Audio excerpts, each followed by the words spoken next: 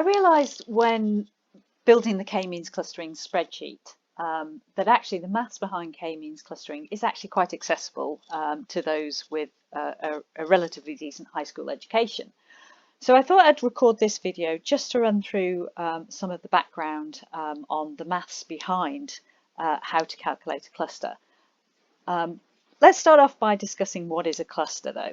A cluster is a group of data points measured across many dimensions. So typical examples in the real world are what products have you bought previously, how you rate an experience, what you'd like to see in a particular romantic partner. And all of these data points are brought together into a total sum of responses within the cluster. Now, to keep things relatively simple, I'll illustrate this across two dimensions. As I say, it actually does apply across many dimensions. Here we have two clusters. I'll keep it simple and call it the left-hand cluster and the right-hand cluster.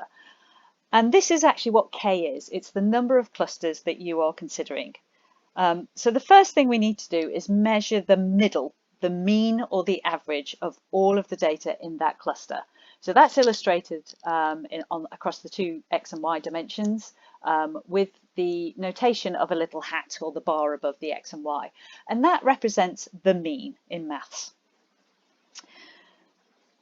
Now, you've come along and you filled in your responses and we've plotted it on our two dimensions. Now, what we're trying to do is work out whether you belong in the left-hand cluster or the right-hand cluster. And we do that by measuring the distance between the two. Now, going back to your high school maths, Pythagoras told you how to do this. So you remember a squared plus b squared equals c squared, and that's Pythagoras' theorem. Now, another way of writing that is c, the length of the hypotenuse, is equal to the square root of the square of the base plus the square of the height of a triangle. Now, if we consider in this example, A can be measured as the point minus the mean of the point of the left-hand cluster, and B can be measured as the y point minus the mean of the y of the mean of the cluster, which gives us the total of C, the distance between your response and the center of the cluster, as the square root of A squared plus B squared. Now, what we now want to do is obviously see, are you close, is that shorter or longer than the one to the right-hand cluster? So we do the same calculation again. So D is your response compared to the mean of the second cluster, the right-hand cluster, and your response on the y-axis versus the mean of the y-axis of the response of the cluster. So again, F, the distance between your response and the center of the right-hand cluster, is D squared plus E squared.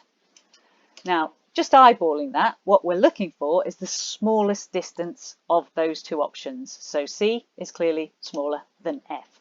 Therefore, given this response, you belong in the left-hand cluster. Now, clearly, one answer is probably not enough to give a fair reflection of your opinion.